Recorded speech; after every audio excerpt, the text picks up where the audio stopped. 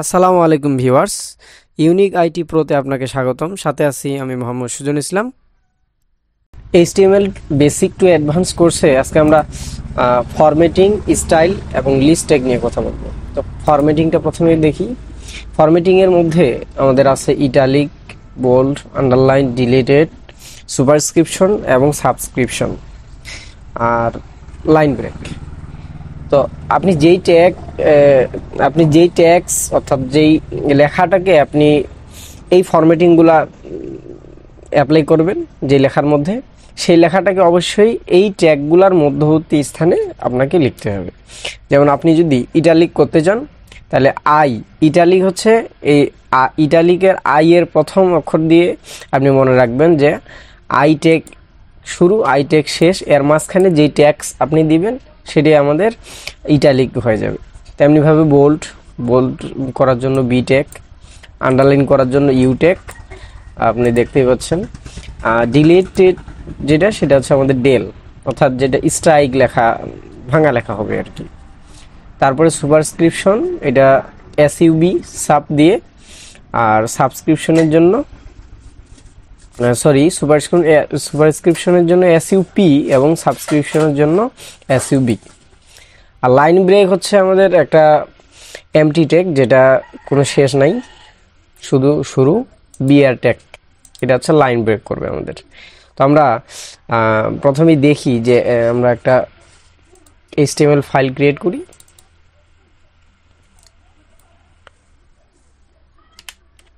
তো আমরা একটা নিউ ফাইল ক্রিয়েট করি।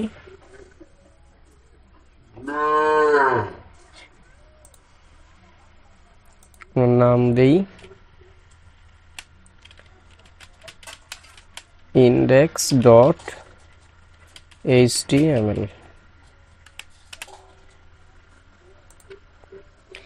এই ফাইলটা এডিট করি।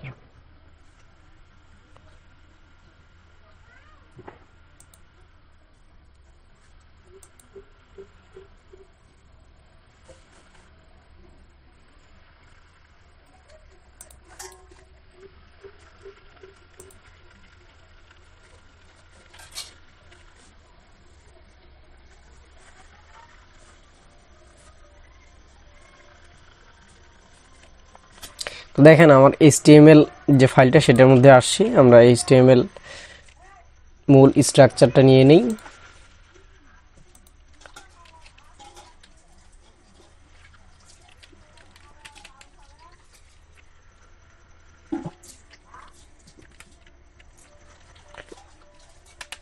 তো দেখেন এইচটিএমএল শুরু, এইচটিএমএল শেষ নিলাম, সরি। তারপরে আমরা জানি এইচটিএমএল স্ট্রাকচারের মধ্যে তারপরে আছে আমাদের হেড, আমরা হেড নিলাম। হেডের মধ্যে আছে টাইটেল,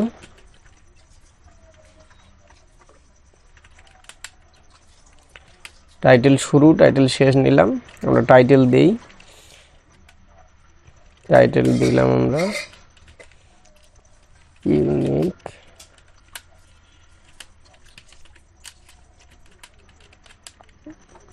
তারপরে হেডের বিষয়টার পরে আমাদের আছে বডি। তো বডি নেই, বডি শুরু, বডি শেষ, এইখানে আমাদের লেখাগুলো দিব। আমরা একটা প্যারাগ্রাফ ট্যাগ নেই, যার মধ্যে লিখলাম দিস ইজ প্যারাগ্রাফ।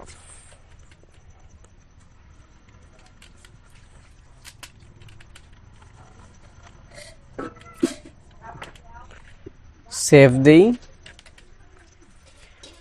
এবং এই ফাইলটাকে ব্রাউজারে ওপেন করি।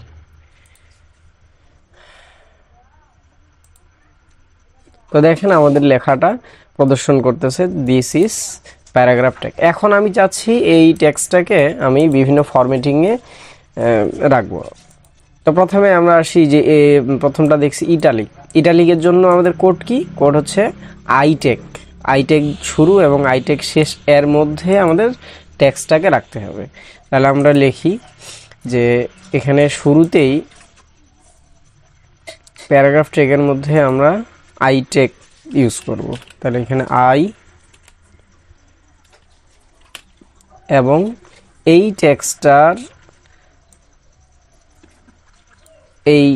টেক্সটটাকে আমরা কেটে নিয়ে ঠিক আই ট্যাগের মধ্যে রাখবো, তারপরে সেভ দেই। এখন যেহেতু ফাইলটা ওপেন করে এসে আমরা রিলোড দিয়ে দিই। তো দেখেন ফাইলটা কিন্তু টেক্সটটা আমাদের ইটালিক হয়ে গেছে। এরপর আরেকটা টেক্সট নেই,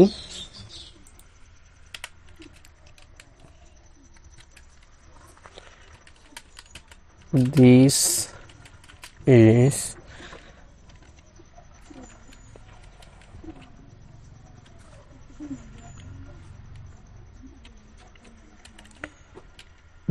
ইজ second item.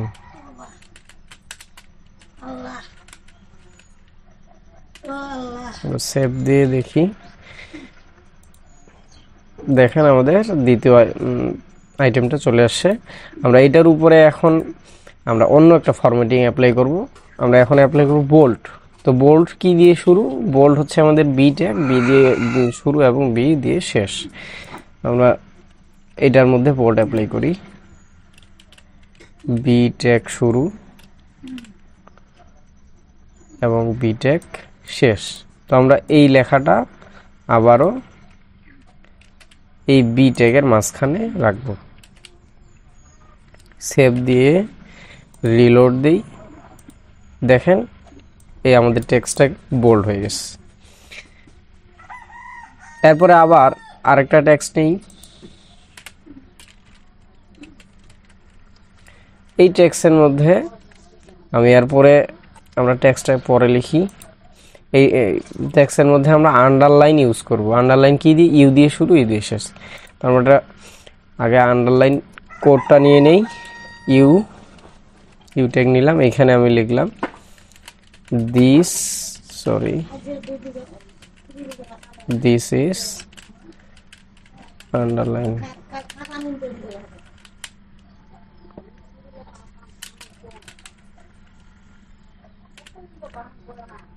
সেভ দেই, রিলোড দেই, দেখেন আমাদের এই টেক্সটটা আন্ডারলাইন কিন্তু হয়ে গেছে। এরপরে আমাদের কি আছে? ডিলেটেড আছে, সুপারস্ক্রিপশন, সাবস্ক্রিপশন। ডিলেটেডটা দেখি, আরেকটা টেক্সট নেই, আরেকটা টেক্সট নিয়ে প্যারাগ্রাফ ট্যাগ নিলাম এবং ডিলেটেড ট্যাগটা আমাদের কি দিয়ে? ডেল শুরু এবং ডেল শেষ। তাহলে আমরা এখানে নিব del tag, DEL, del tag শুরু এবং ডেল ট্যাগ শেষ। এর মাঝখানে টেক্সটটা দিব this is deleted tag. Save দিয়ে রিলোড দিই। তো দেখেন এই টেক্সটটা আমাদের ডিলিটেড ট্যাগ অর্থাৎ স্ট্রাইক লেখা হয়ে গেছে। এরপরে আছে ফরম্যাটিং এর মধ্যে সুপারস্ক্রিপশন আর সাবস্ক্রিপশন। তো সুপারস্ক্রিপশনটা অ্যাপ্লাই করি। সুপারস্ক্রিপশনের জন্য আমরা সাপোজ এক্স স্কোয়ার লিখব। তাহলে আমাদের প্রথম কাজ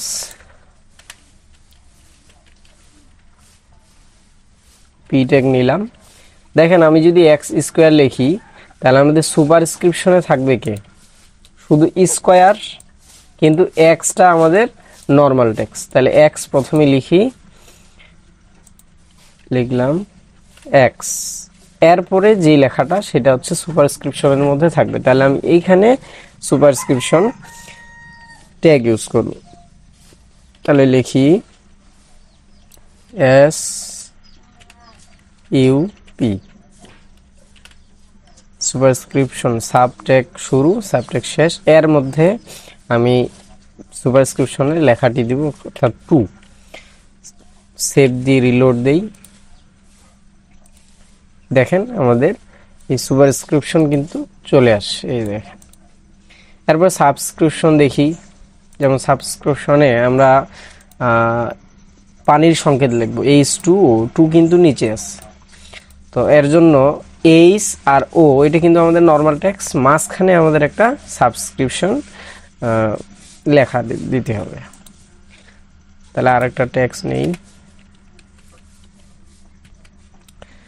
তারপরে আমাদের নর্মাল ট্যাক্স আছে এইচ, এরপরে আছে টু নিচে সাবস্ক্রিপশন হিসেবে আমরা সাবট্যাগ ইউজ করব, এস ইউবি শুরু, এস ইউবি শেষ। তাহলে লিখি এস ইউবি, এস ইউবি শুরু এবং এস ইউবি শেষ। এই মাঝখানে আমি লিখব টু, তাহলে আমাদের এইচ টু হয়ে গেল। এরপরে নর্মাল ট্যাক্স হিসেবে আছে ও, ও দিলাম, সেভ দিলাম এবং রিফ্রেশ করি। দেখেন আমাদের সাবস্ক্রিপশন কিন্তু চলে আসে। তাহলে এইভাবে আমরা বিভিন্ন ট্যাক্সকে কিন্তু আমাদের বিভিন্ন ফরম্যাটিং দিতে পারি। তারপরে আমাদের আছে লাইন ব্রেক। তো লাইন ব্রেক আমরা যে কোনো লেখা যখন লিখবো, অনেকগুলো লেখা একসাথে, তাহলে দেখেন লাইন ব্রেক কেন প্রয়োজন আমি একটু দেখাই। আমি একটা প্যারাগ্রাফ ট্যাগ নিলাম, এর মধ্যে অনেকগুলো লেখা নিয়ে আসি। চলেন একটা ডামি ট্যাক্স নিয়ে আসি। ডামি ট্যাক্স কি আমি একটু পরিচয় করিয়ে দিই। গুগলে লিখবেন ডামি ট্যাক্স, DUMMY, তারপরে ট্যাক্স। তো এই যে প্রথম যে ওয়েবসাইটটা, এটার মধ্যে ক্লিক করে প্রবেশ করলে দেখবেন আপনার অনেকগুলো টেক্সট দেখতে পাবেন। এই যে এগুলা কি বলা হয় ডামি ট্যাক্স। তো এগুলা যে কোনো ইয়াতে আপনার যে কোনো ডেমো যে প্রজেক্ট সেগুলোতে ইউজ করা হয়। তো আমরা এখান থেকে কিছু ট্যাক্স নিয়ে নিই, এটা নিয়ে নিলাম। তো আমাদের যে প্যারাগ্রাফ ট্যাগ, এটার মধ্যে আমরা এই ট্যাক্সটা দিয়ে দিলাম এবং সেভ দিলাম। দেখেন আমাদের এটা কিন্তু অনেকগুলো লেখা এবং সেটা কিন্তু এক লাইনেই নিয়ে নিচ্ছি। তো এইটা আমরা যদি একটু এখন রিলোড দিয়ে দেখি যে ট্যাগটা আসলে কীরকম আসলো। রিলোড দিলে দেখেন এই যে আমাদের পুরা স্ক্রিন জুড়ে যতটা পারে সে নিয়ে নিচ্ছে। কিন্তু আপনি যদি চান যে আপনি এই যে 1500s এরপরে আপনি ব্রেক দিবেন, তারপর এটা লেখার পর এইখানে ব্রেক দিবেন, তারপরে এইখানে ব্রেক দিবেন, আপনি কিন্তু সহজেই সেটা পারেন। এই লেখাটার পরে বিআর ট্যাগ ইউজ করলেই আপনি সেটা পারবেন। দেখেন আমি একটু বের করি, কোথায় ছিল,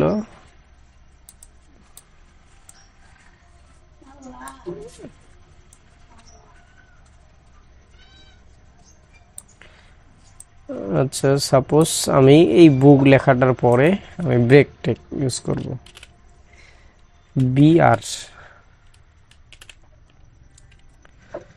তো দেখেন এই বুক লেখার পরে কিন্তু ব্রেক আসবে। আমি সেভ দিয়ে রিলোড দিই,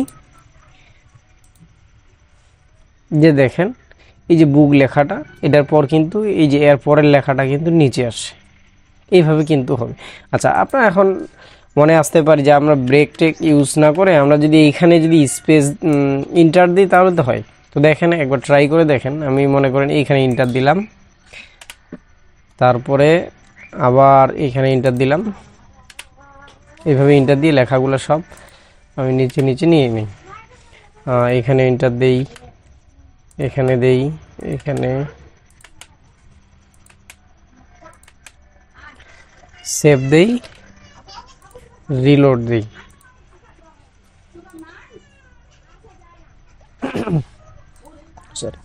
দেখেন আমি কিন্তু লেখাগুলা কিন্তু ইন্টার দিয়েছি অনেক জায়গায়, কিন্তু একটাও কি স্পেস অর্থাৎ আপনার ব্রেক নিছে নেই নেই। অর্থাৎ এটা আপনার আপনি ইন্টার দিয়ে দিয়ে আপনার এডিটরে সাজায় রাখলেন, কিন্তু ওয়েব পেজের কন্টেন্ট হিসেবে কিন্তু সব নর্মালি এক লাইনই ধরে নেবে। অর্থাৎ ফুল স্ক্রিন যাওয়ার পর পুনরায় তারপরে আরেক লাইনে যাবে। কিন্তু আপনি চাইলে কিন্তু এই প্রতিটা জায়গায় কিন্তু আপনি ব্রেক দেখাতে পারেন। কিভাবে? আপনি প্রতিটা জায়গায় এইভাবে আপনি ব্রেক ট্যাগ ইউজ করবেন। এখানে বিআর ট্যাগ ইউজ যদি করেন, এখানে বিআর, আবার নিচে আরেকটা বিআর, আবার নিচে বিআর, এখানে বিআর, নিচে বিয়ার সেভ দিই, সেভ দিয়ে রিলোড দিলে রিলোড দিয়ে দেখেন আমি যেই যেই জায়গায় বিয়ারটা ইউজ করি ওই জায়গায় দেখেন আমাদের ব্রেক কিন্তু নিয়ে নিচ্ছে। তো এই হচ্ছে আমাদের ফরম্যাটিংয়ের পদ্ধতি। তো ফরম্যাটিংটা আপনারা আরও ট্রাই করবেন। তো ফরম্যাটিংয়ের পরে আমরা স্টাইল নিয়ে একটু দেখি। স্টাইল হচ্ছে আমাদের একটা অ্যাট্রিবিউট। আমরা অ্যাট্রিবিউট সম্বন্ধে একটু আগে বলি যে অ্যাট্রিবিউট আসলে কি। যে কোনো ট্যাগ যে শুরু এবং শেষ আছে, এই শুরু ট্যাগের মধ্যে অ্যাট্রিবিউট কিন্তু ব্যবহার করা হয়। এই যে দেখেন এটা হচ্ছে আমাদের অ্যাট্রিবিউট, আর অ্যাট্রিবিউট এর পরে সমান সমান এবং ডাবল কোটেশনের মধ্যে একটা জিনিস লেখা হয়, সেটার নাম হচ্ছে আমাদের ভ্যালু। তো এই সমান সমানের আগে যেটা এটা হচ্ছে অ্যাট্রিবিউট এবং পরে এটা হচ্ছে ভ্যালু। তো এই ভ্যালু আমাদের স্টাইল কি হবে সেটা নিয়ে আমরা দেখি। তো দেখেন এই যে কোনো ট্যাগ এর পরে আমাদের স্টাইলটা দেওয়া হয়, অর্থাৎ স্টাইল অ্যাট্রিবিউট দেওয়া হয়। ওই স্টাইল অ্যাট্রিবিউটের মধ্যে কিন্তু ভ্যালুর মধ্যে আবার আরেকটা ভ্যালু। বিষয়টা এমন যে দেখেন এই স্টাইল অ্যাট্রিবিউটের পর তো আমরা ভ্যালু লিখব। তো এখানে ভ্যালু হচ্ছে আমাদের এই যে প্রপার্টি এবং আরেকটা ভ্যালু, অর্থাৎ এই প্রপার্টির মধ্যে কিন্তু নির্দিষ্ট কিছু ভ্যালু আছে, যেটা আপনার নির্দিষ্ট ভ্যালুর জন্য পুরা প্রপার্টি আলাদা আলাদা চেঞ্জ হবে। যেমন আমি একটু দেখাই যে আপনি যদি এই প্যারাগ্রাফ ট্যাগটা দেখেন, এটা একটা simple tax, normal tax paragraph নিছি আমরা, দিস ইজ প্যারাগ্রাফ ট্যাগ। তো এইটাতে আমরা স্টাইল অ্যাট্রিবিউট দিলাম এবং এর কালার যে প্রপার্টি, আমি সেই কালার প্রপার্টিটা নিছি এবং এই কালার তো ভিন্ন রকম হইতে পারে, এর ভ্যালু আলাদা আলাদা হইতে পারে। এই যে কালার প্রপার্টির আমরা ভ্যালু হিসেবে দিয়েছি রেড। তো আমরা এখানে এই কালার প্রপার্টির একই প্রপার্টির ভিন্ন ভিন্ন ভ্যালু দিতে পারি। যেমন রেডের জায়গায় আমরা দিতে পারি ব্লু, হোয়াইট। তো এই হচ্ছে এক প্রপার্টির ভিন্ন ভিন্ন ভ্যালু কিন্তু থাকতে পারে।